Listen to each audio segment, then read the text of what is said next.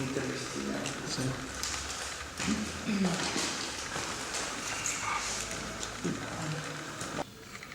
Allora, il senso di tutte le azioni che abbiamo fatto con la Polizia Municipale e i Carabinieri, ma in particolar modo con la Polizia Municipale, è di alzare il senso di appartenenza alla comunità.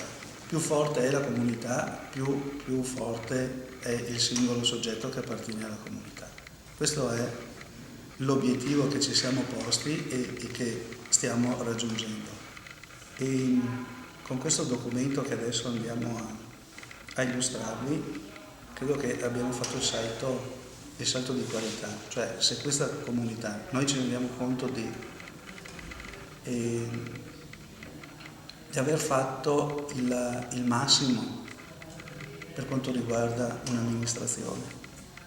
Con questo, oggi vi presentiamo questo documento che porteremo la settimana dopo Pasqua in Consiglio Comunale per l'approvazione e dopo l'approvazione invieremo a tutti i comuni d'Italia. È un documento che è indirizzato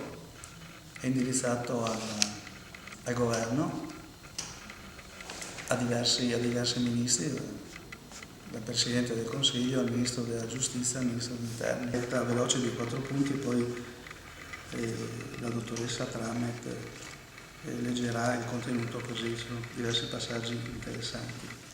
Ecco, il punto all'ordine del giorno è questo. Punto primo, che siano aumentate le pene del delitto di furto aggravato in abitazione ed almeno equiparate a quelle del delitto di peculato più severamente punito.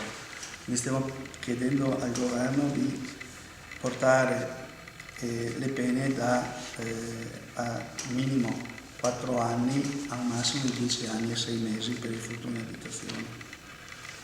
Ecco che è la stessa pena che in questi giorni il governo sta predisponendo per il peculato. Ma tenete conto che comunque c'è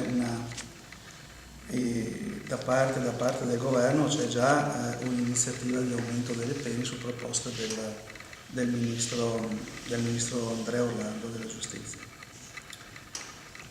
Secondo punto, che le pene abbiano effettiva esecuzione o comunque vengano ridotti i benefici premiali concessi ai condannati.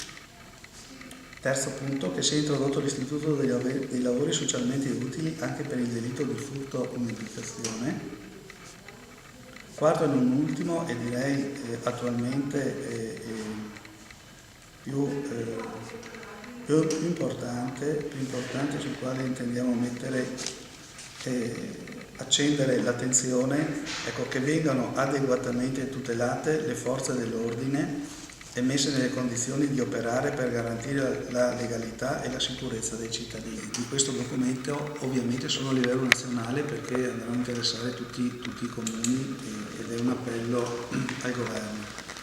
Per quanto riguarda il comune di Pieve di Solivo, direi che almeno per i primi mesi del 2015 i numeri sono molto ristretti, nel senso che abbiamo avuto un numero minimo di furti in abitazione per il momento, per fortuna. Ecco, ma non è tanto questo oggi il dato importante. Avete registrato l'interesse crescente anche nel chiedere il porto d'armi da parte dei cittadini? Sì, questo sì. Anche qui avete dei numeri o un'impressione? No, c'è una tendenza ad aumentare la richiesta del porto d'armi. Da quando questo? In generale. Ma anche a Pieve? Negli ultimi mesi, sì, anche a Pieve. La preoccupazione che ci siamo posti e che si stanno ponendo ad alcuni livelli è proprio legata all'autodifesa, cioè ai fatti che sono accaduti e che voi conoscete benissimo.